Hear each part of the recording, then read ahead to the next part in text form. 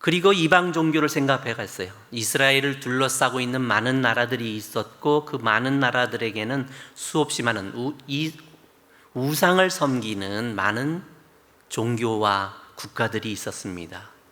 그 종교들을 쭉 이렇게 좀 살펴보니까 그들이 생각하는 예배 행위 속에 얼마나 많은 인간적인 생각들이 부여되어 있는지 말도 못하게 나와 있었습니다.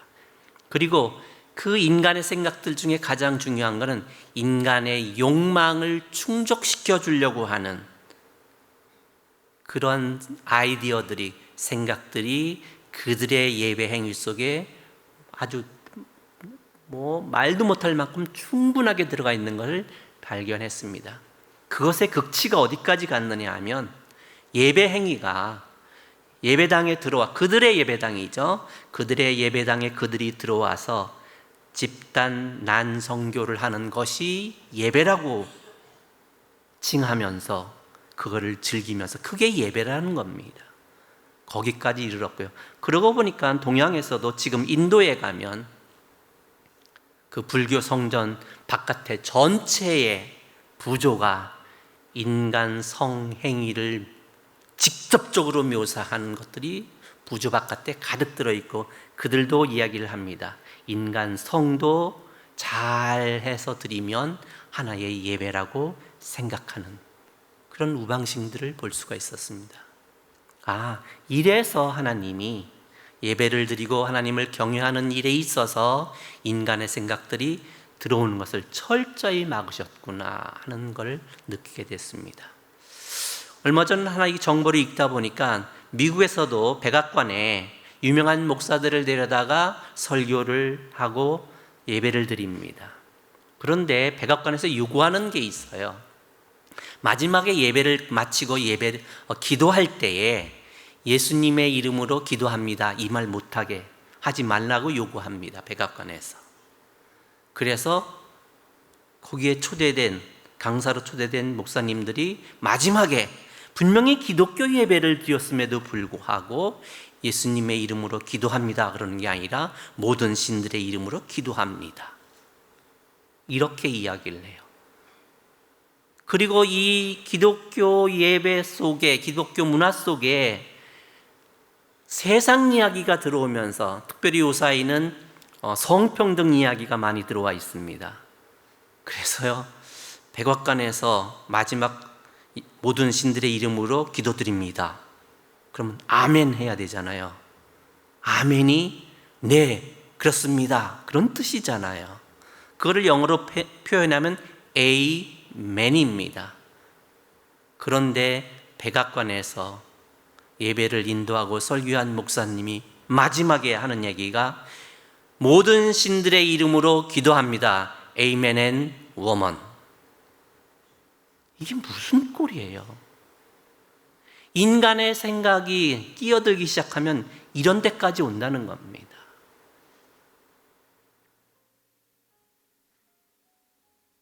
그러면서 우리가 이 예배 가운데 어떻게 임해야 되는지, 그리고 다시 한번 하나님만을 철저히 믿고 의지하는 우리의 신앙이 필요하다는 걸 느꼈습니다. 제가 선교지에서 왔기 때문에 이 강단의 세움은 선교지 이야기를 하라고 말씀하시는 거겠죠. 그냥 일반적인 설교가 아니라. 그래서 오늘 말씀 시편 146편 3절인데요. 제가 몽골에 있으면서 아이들과 함께 지내게 되고 또 외국인 교사들과 함께 성경 공부를 하기 때문에 제가 읽는 성경은 주로 쉬운 성경입니다. 쉽게 쓰여진 성경을 가지고 저도 쉽게 교사들이나 아이들에게 설명을 해야 되기 때문에 쉬운 성경을 주로 읽습니다. 오늘 말씀을 시편 146편 3절의 말씀을 쉬운 성경에는 이렇게 표현되어 있습니다. 너희는 세상 권력자들을 의지하지 말며 아무런 도움도 줄 수 없는 인간들도 의지하지 말라. 훨씬 쉽고 잘 들어오죠. 성경은 BC 전의 언어로 기록되어 있습니다. 그때 당시 평범한 사람들이 쉽게 알아들을 수 있도록 그때 언어로 기록했습니다.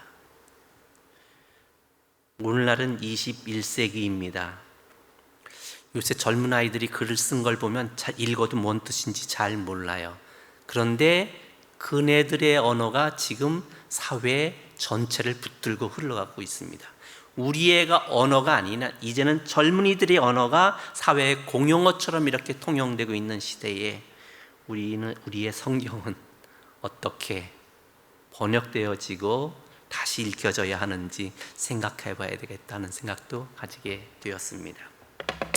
지난 연말 그래서 선교지 이야기를 하면서 오늘 말씀과 관련되어 제 간증을 하도록 하겠습니다.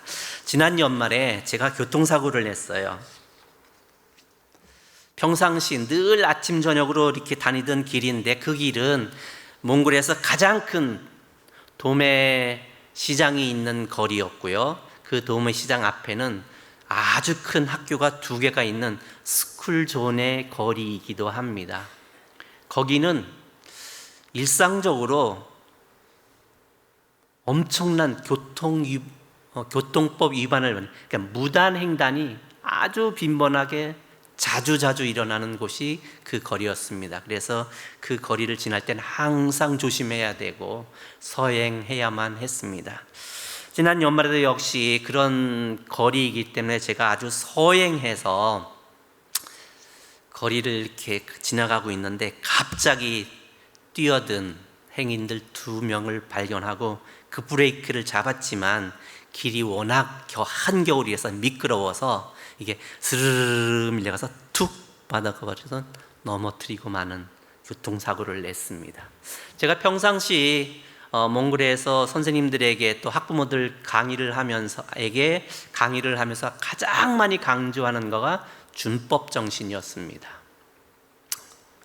그리고 준법 정신 중에서도 제가 매일 운전을 하고 있기 때문에 교통법규를 잘 지키는 시민교육을 아주 강조했는데 교사들에게, 학부모들에게 교통법을, 그런데 그날 교통사고는 교사가 다른 학교 교사를 무단횡단하는 교사를 치이는 그런 교통사고, 아이러니한 일이 발생했습니다.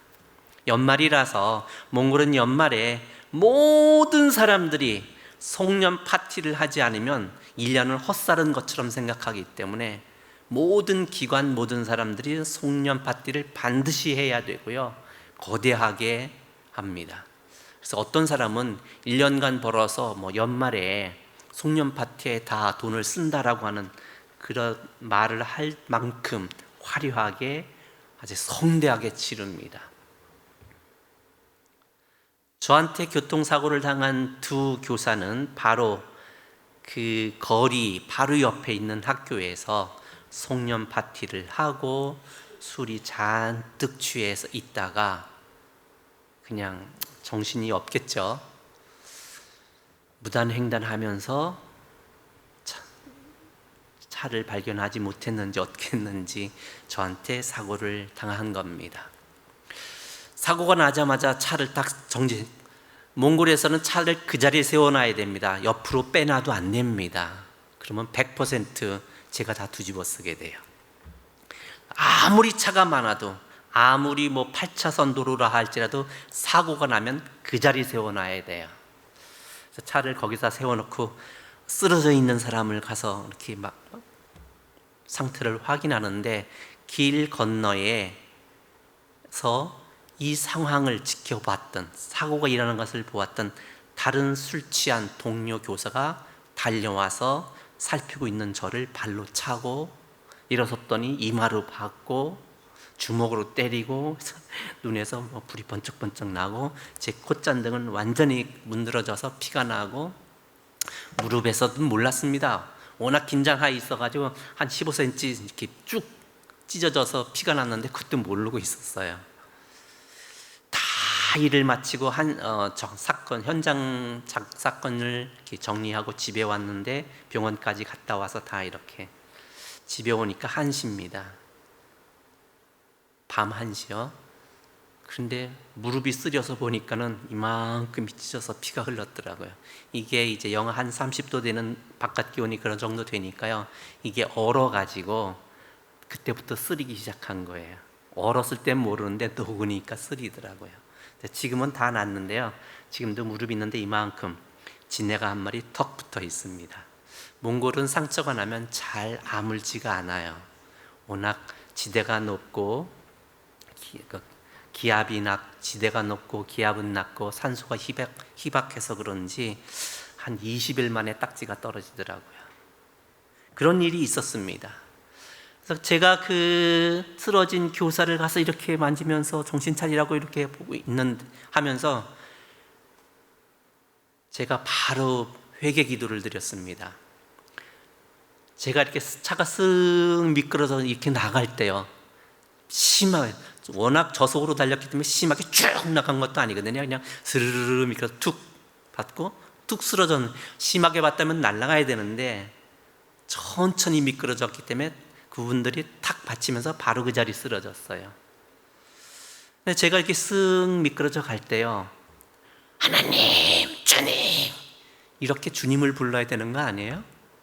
제가요, 몽골 말로 야나 야나 야나, 이게 어떻게 이 말이거든요. 그러면서 회개했습니다. 하나님, 저가 정말 하나님을 믿는 사람 맞아요? 제 마음속에 정말 하나님을 모시고 있는 사람 맞는가요?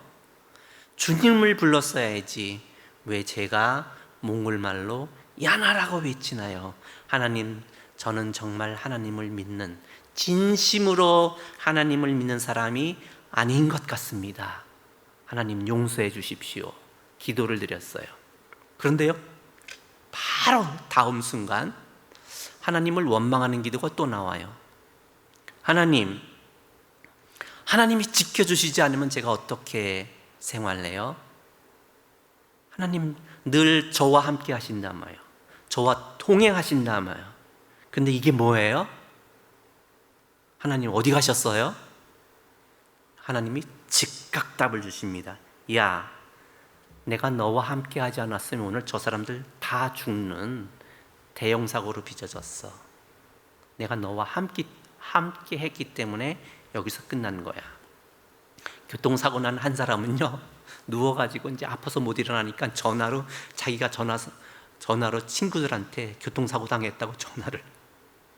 나중에 알았는데요, 술 취한 사람을 받으면 사고가 크게 안 난답니다.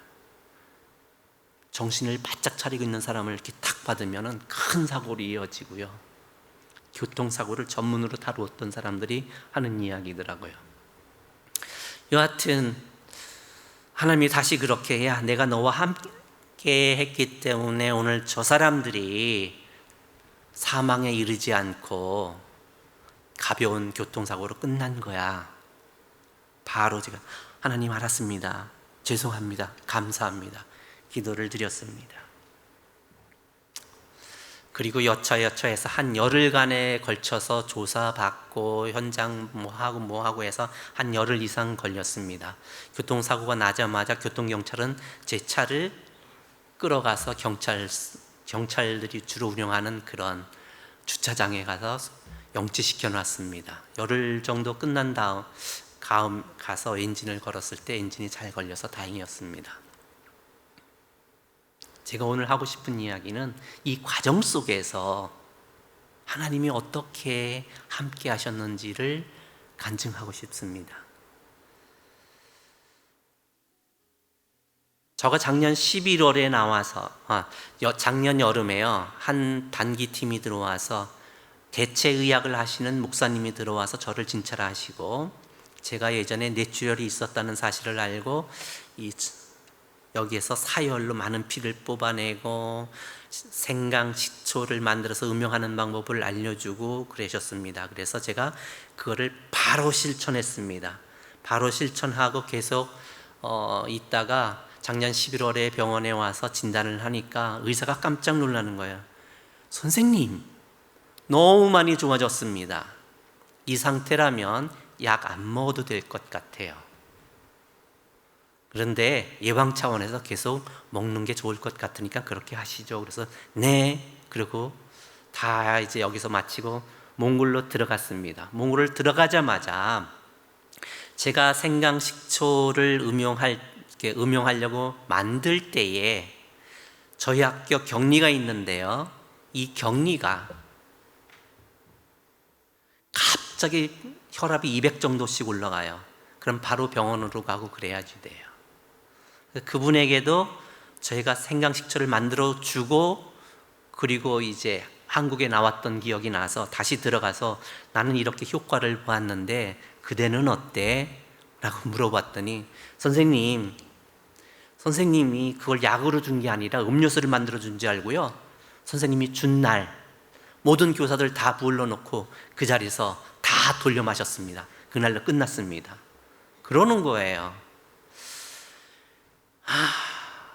그 말을 듣고 이제 다시 집에 들어왔는데 그 전날 몽골에 도착하자마자 제가 다시 마실 그 생강식초를 제가 다시 만들어 놓았거든요. 그래서 경리한테 그 말을 듣자 아이고 이 양반한테 다시 만들어 줘야지 하는 마음으로 준비하고 있는데 하나님이 말씀하십니다. 너가 마시려고 만드는 거 그거 너 거 먼저 줘. 그리고 너 거는 나중에 만들어. 네? 그랬더니 네가 너 마시려고 더 정성스럽게 만들었잖아. 그러니 너 거 줘. 알았습니다. 하고 만들던 거를 스톱을 하고 정리를 해서 그 다음날 바로 경리에게 갖다 주었습니다. 그 경리에게 바로 갖다 준 그날이 무슨 날이었느냐 하면 몽골이 갑자기 교사 월급을 25% 올려서 지급하라고 명령이 내려왔기 때문에 교사 월급을 25%를 올려서 지급하는 날입니다.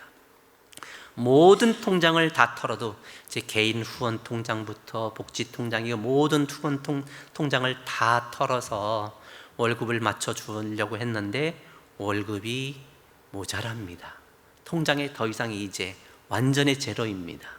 그래도 교사들 월급을 다 올려줄 수가 없었습니다. 그래서 할 수 없죠, 그래도. 그래서 모자라는 상태로 교사들 월급을 조금씩 다 모자라게 나누어서 교사 월급을 지급했습니다. 고민이 많았습니다. 더 이상 어디서 이렇게 돈을 모아올 방법이 없습니다. 제가 살고 있는 집을 팔아서 한다 할지라도 집이 금방 조그만 물건 팔듯이 나가는 것도 아니고 고민을 많이 하고 집에 들어왔다가 다음날 다시 학교에 가니까 격리가 이야기합니다. 선생님, 걱정하지 마세요. 다 해결됐습니다. 무슨 소리야? 어떻게? 그랬더니 저랑 같이 성경 공부를 하는 격리를 포함한 성경 공부를 하는 교사들 중에 고액을 받는 경력이 오래됐으니까요. 고액을 받는 세 교사가 자기 월급을 반납했습니다. 그리고 이 월급으로 모자라는 교사들의 월급을 채워 지급해 주세요. 그렇게 얘기를 해서 다 그렇게 지불했던 겁니다. 너 것을 먼저 주라 말씀하실 때 즉각 순종했더니 아름다운 공동체의 모습을 하나님께서 갖고 나가셨습니다. 그리고 세 교사들은 일주일 후에 다시 완벽하게 맞추어서 월급을 지불할 수 있었습니다. 너 것을 먼저 주라고 말씀하실 때 우리의 하나님은 선하신 하나님이십니다. 의로우신 하나님이십니다. 거룩하신 하나님이십니다. 그분은 사랑의 하나님이십니다. 따라서 하나님께서 우리에게 절대 무리한 것, 우리에게 손해되는 것을 요구하시는 분이 아니십니다. 하나님은 창세기 3장에 가면 인간을 창조한 이야기가 나옵니다. 하나님이 인간을 창조하실 때 당신의 형상대로라고 말씀하셨습니다.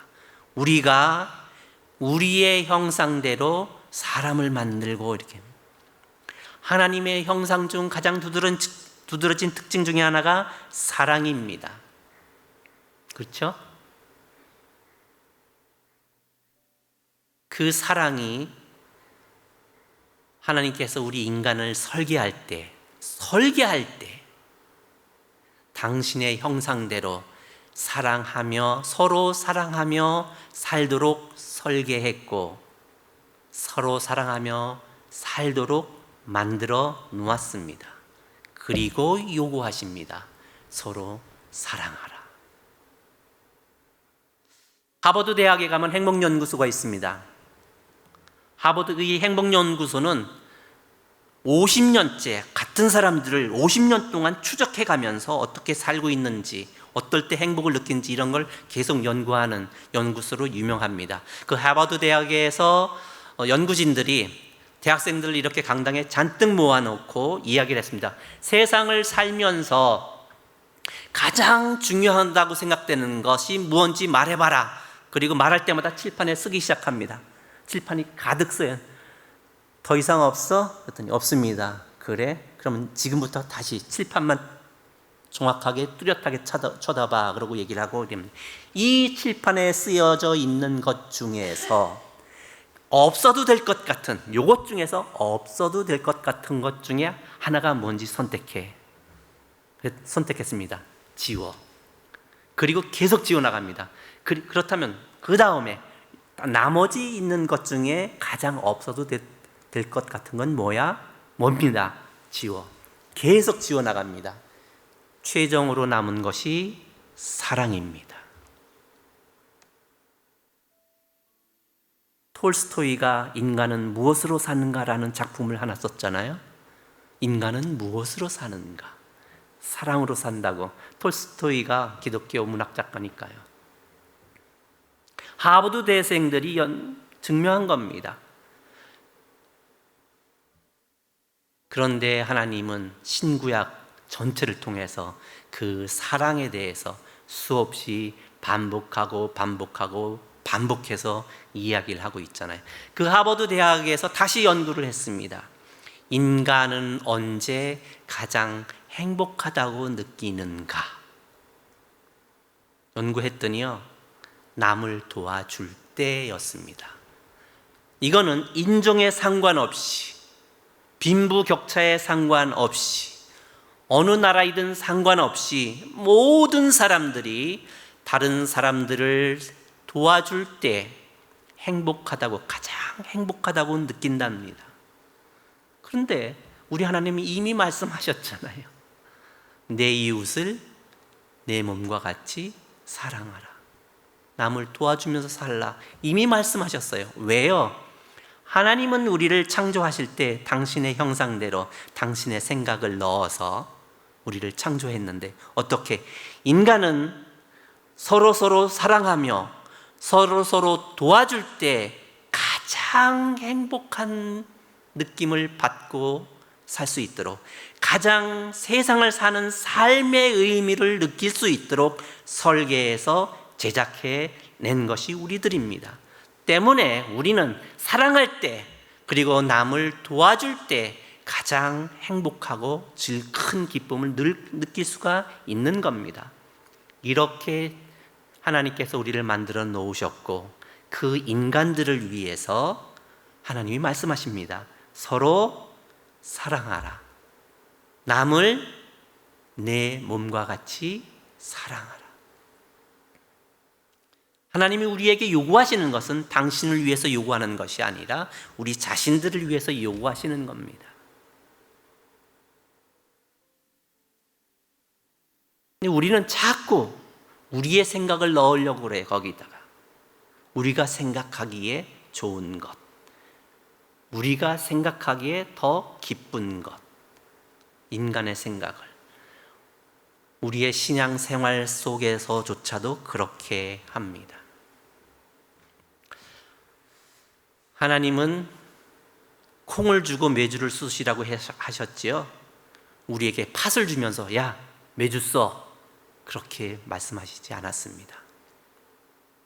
절대 우리에게 팥을 주면서 메주를 쓰라고 하시는 분이 아닙니다. 콩을 이미 주워 놓고 우리 앞에 쌓아 놓고 야, 이걸로 메주 써, 이렇게 말씀하시는 분입니다. 하나님께서 우리에게 하나님만을 의지하고 살라고 요구하실 때에는 그것이 가장 우리를 위한 길이기 때문에, 우리를 위한 길이기 때문에 요구하시는 겁니다. 교통사고 처리를 하는 과정 속에서 많은 일이 있었지만은 그 사건을 조사하는 조사관이 저한테 얘기합니다. 선생님, 제가 무슨 일을 하는지 바로 물어보더라고요. 선생님, 변호사를 의뢰해서 변호사 조언을 받아야 할 것 같습니다. 그리고 가능하다면 대사관에 얘기를 해서 대사관 협조도 받는 것이 좋을 듯합니다. 그래서 그날 밤 제가 아는 모든 변호사들에게 다 전화를 걸었는데 한 명도 안 받아요. 대사관에 전화를 걸었더니 그건 형사적인 문제라서 대사관이 협조할 문제가 아닌 것 같습니다. 그래서 도움을 못 드릴 것 같습니다. 죄송합니다. 고민하면서 집에 왔습니다. 잠이 안 와요. 그래도 또 아침에 일찍 일어나서 성경을 묵상하는 중에 바로 며칠 전 묵상했던 말씀이 떠오르는데 그게 오늘 읽은 시편 146편 3절, 너는 세상 권력을 의지하지 말고 아무 도움도 줄 수 없는 인생을 의지하지 말라. 이 생각이 퍼뜩 떠올라서요, 아, 이게 하나님의 응답이구나 생각하고 오케이, 그냥 임할 거야. 하나님만 믿고 하나님만 바라고 마음속에 의지하면서 하나님 알아서 해주세요. 근데 사건을 종료할 때 조사관이 이렇게 얘기합니다. 선생님, 교통사고 원인 100% 저쪽 잘못입니다. 선생님 잘못은 하나도 없습니다. 대신 몽골법은 교통사고, 선생님이 아무 잘못이 없다 할지라도 선생님이 교통사고를 냈을 때 첫날 병원에 가서 치료받는 치료비는 선생님이 물어줘야 하는 것이 몽골의 법입니다. 그러니 그렇게 하셔야 됩니다. 일단 제가 그 교통사고를 당한 사람들이 사망에 이르지 않았기 때문에 너무 감사한 마음을 가지고 있었기 때문에 예, 그렇게 하겠습니다. 그런데 저희 학교의 격리 남편이 경찰 3대째 경찰을 하고 있는 경찰 가족이고요. 이 격리 남편도 경찰서에서 사건만 조사하고 담당하다가 정년퇴임한 경찰입니다. 지금 저희 학교에 와서 12년, 제가 20년, 18년, 17년째 함께 일을 하고 있는데요. 17년 동안 돈 한 푼도 안 받고 완전 무료로 저희 학교를 도와주고 있는 그런 퇴임한 경찰이에요. 저한테 오더니 선생님, 치료비도 주지 마세요. 이건 법정으로 가도 법정에서 승리할 수 있는 조건입니다. 그러니 그 돈도 치료비도 주지 마세요. 그냥 갑시다. 제가 그 격리 남편한테 얘기했습니다. 사건을 정리할 때, 처리할 때 돈을 보지 맙시다. 그리스도인의 삶은 손해보는 삶입니다. 그러니 100% 치료비 다 물어주기로 하고 사람 안 죽은 그것만 감사하게 생각하면서 사건을 종료합시다. 그리고 그 자리에서 제 통장에 또 돈이 없으니까 또 제가 이렇게 인터넷 뱅킹도 안 되니까 또 제 옆에 그걸 할 수 있는 사람이, 도와줄 수 있는 사람이 와가지고 있어서, 몽골 사람이에요. 그분도 몽골에서 사업을 하시는 분인데 그분이 자기 돈으로 그 교통사고를 당한 사람들한테 송금을 다 해줬습니다. 그리고 성공했다는 결과를 경찰한테 보여줘야 됐습니다, 끝났습니다, 이렇게 종료가 됩니다. 그래서 사건 종료를 끝내고 자동차를 가서 찾으러 가는데요, 10일 동안 영하 30도에 있으면 엔진이 잘 안 걸려요. 그런데 단 한 번에 걸리고요. 하나님만을 의지하고 하나님만을 바라볼 때 무슨 일이 일어나는지, 하나님의 말씀에 즉각 순종할 때 어떤 일이 일어나는지 우리 교직원들이 다 보게 되었던 겁니다. 그래서 사건 처리가 끝났습니다. 그런데요, 더 재밌는 일이 있어요.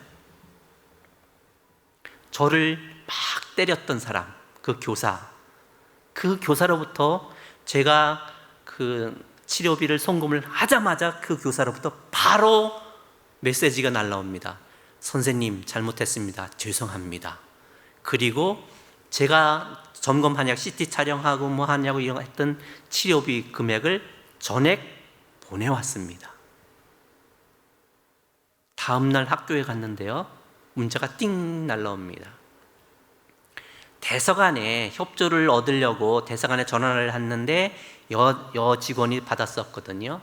그분한테 전화가 옵니다. 선생님, 생각지도 않은 연말 보너스가 들어왔어요.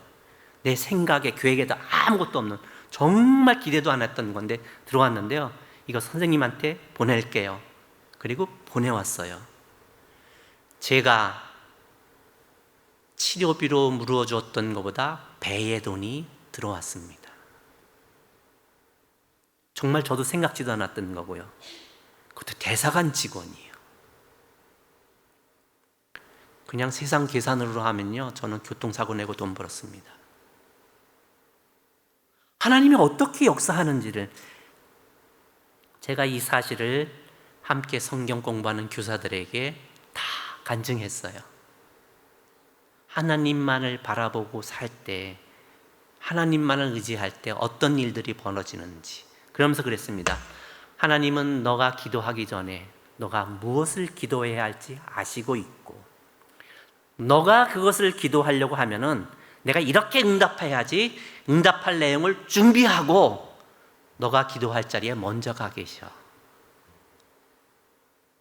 그게 우리의 하나님이야 라고 성경 공부 시간에 간증하며 함께 나눈 생각도, 그런 기회도 있었습니다. 우리의 하나님은 우리에게 뭔가를 요구하시는 하나님이 아니십니다. 하나님께서 말씀하시는 모든 것은 우리를 위해서 하시는 말씀이시고요, 우리가 그 하나님의 말씀의 모든 것을 지켜 행하는 것이 내가 잘 되는 거고 우리가 잘 되는 길입니다. 아까 얘기했듯이 절대 우리에게 팥을 주면서 메주를 쓰라고 하시는 분이 절대 아닙니다. 지난주에 다른 교회에서 예배를 드렸는데요, 어린아이와 같지 않고는 천국에 들어갈 자가 없느니라 그러셔요. 그게 제목, 그 말씀이었었어요. 혼자 생각했습니다. 어린아이와 같다는 게 뭐야? 어린아이와 같다는 게 뭐야? 그런데 이 팥 생각이 나는 거예요. 그래서 제가 이렇게 꾸몄어요. 어떤 어린아이가 엄마한테 와서 얘기합니다. 엄마, 팥으로 메주를 써도 된대. 엄마가 했는데, 뭔 소리야? 그게 말이 되는 소리야? 그건 누가 그러니? 쓸데없는 소리 하지 말고 공부나 해. 어린이가 되면, 하나님이 그랬어. 메주를 가지고 팥을 가지고 메주를 써도 된대. 엄마 해봐 빨리. 이게 어린이다운 것이다 라는 생각을 했습니다. 맞죠? 어린아이같이 순진한 것, 그를 떠나서 하나님이 말씀하셨으면 오케이, 그렇게 될 줄 100% 아니 150%, 200% 나는 확신합니다. 그걸 믿었기 때문에 베드로가 바다 위로 펄쩍 내리뛴 거 아니에요? 펄쩍 내리떴는데도 안 빠졌어요. 그리고 바다를 베드로가 걸었어요. 하나님이 말씀하셨기 때문에. 하나님은 팥으로 메주를 쓰어도 된다고 그러시면 그렇게 될 줄 알고 그렇게 행하는 것. 그것이 어린이다운 것이더라고요. 또 제가 생각하고 제가 은혜를 받았습니다. 너는 그렇게 살았어? 아니요. 너무 전 생각이 되게 많은 사람이에요. 맨날 의심해요. 그러다 보니까 자꾸 제 생각을 집어넣으려고 그래요. 자꾸 따지고 들고. 왜 그래요, 하나님? 뭐 때문에요? 왜 그러는데요? 왜 이렇게 돼야 되는데요? 이야기를 합니다. 그 따지는 이유는 내가 세상에서 배운 지식과 경험과 노하우와 정보를 가지고 하나님 앞에 따지는 겁니다. 어린이다운 게 아니죠, 이거는. 아주 잘 배운 사람의 특징이죠. 똑똑한 사람의 특징입니다. 현대인들의 특징이고요.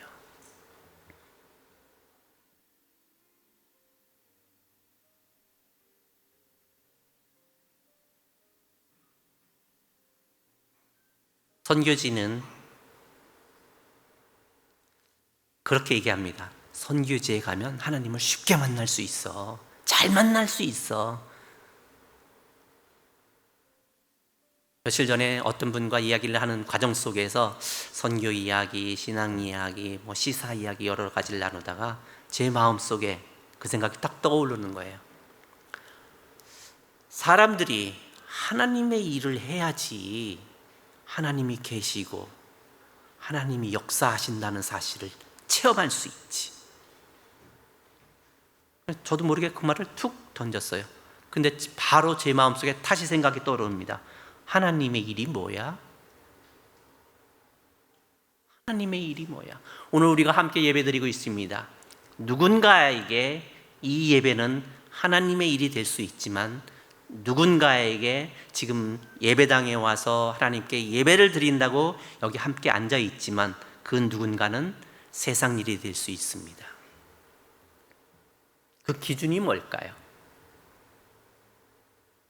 고민해 봤습니다.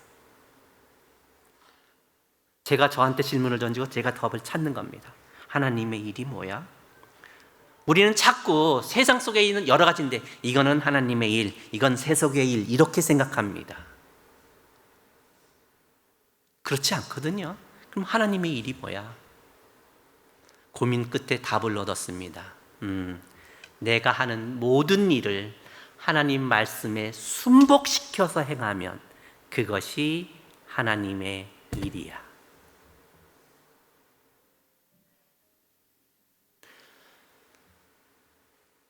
오늘의 교회 가면 김성목 장로님 계십니다. 가정사역 하시는 분입니다. 이 장로님과 권사님이 오랫동안 신앙생활 하면서도 한 집안에 있으면서도 같은 방을 쓰지 않는 별개의 방을 쓰는 쇼 윈도우 부부로 엄청 오래 사셨다는 거예요. 하나님의 은혜로 다시 합방하기로 결정한 그날 그들은 예배를 드렸다는 겁니다. 합방 예배요. 내가 하는 모든 일들, 부엌에서 요리를 하는 일이건 내가 화장실에서 용변을 보는 일이든 이 모든 것들을 하나님 말씀 속에 순복시킬 때에 그 모든 것들은 하나님의 일이라는 겁니다. 그렇게 우리가 신앙생활을 하면, 그렇게 우리의 삶을 꾸려나가면 우리가 하는 모든 일들이 하나님의 일이고 그 하나님의 일을 하는 과정 속에서 우리는 하나님을 만나고 체험하고 하나님이 친히 일하고 계신다는 사실을 경험할 수 있습니다. 백석교회 성도 모든 분들이 그런 분들이 되기를 소망합니다. 그런 축복을 누리기를 소망합니다. 그럴 때에 내 속에 예수님이 말씀하신 세상이 알 수 없고 세상이 줄 수 없는 기쁨이 세상이 주는 게 아니라 내 속에서 흘러넘치고 결국은 이게 넘치면 나를 만나는 모든 사람이 그 기쁨을 함께 누릴 수 있습니다. 우리는 주변 사람들이 이렇게 물어봐야 돼요. 뭐가 이렇게 맨날 좋아? 왜? 늘 싱글거리잖아. 그게 뭐예요? 내 속에 세상이 줄 수 없는 기쁨, 세상이 알 수 없는 기쁨이 흘러 넘치기 때문에 그렇게 되어지는 겁니다. 그렇게 되는 유일한 길은 하나님만 바라고 의지하는 겁니다. 하나님만 바라고 의지하는 가운데에 하나님 앞에 세상 가운데 복된 삶을 살아가는 우리 백석교회 성도님들 되기를 축복하며 기도합니다. 기도하시겠습니다. 하나님 아버지, 오늘도 말씀 주시니 감사합니다. 듣기에 부지런한 자들이 아니라 듣고 행하는 것에 부지런한 자들 되게 도와주시옵소서. 들은 바를 우리의 삶 속에서 실천할 수 있는 지혜와 용기와 능력을 더하여 주시옵소서. 우리 주 예수 그리스도의 이름으로 기도하옵나이다. 아멘.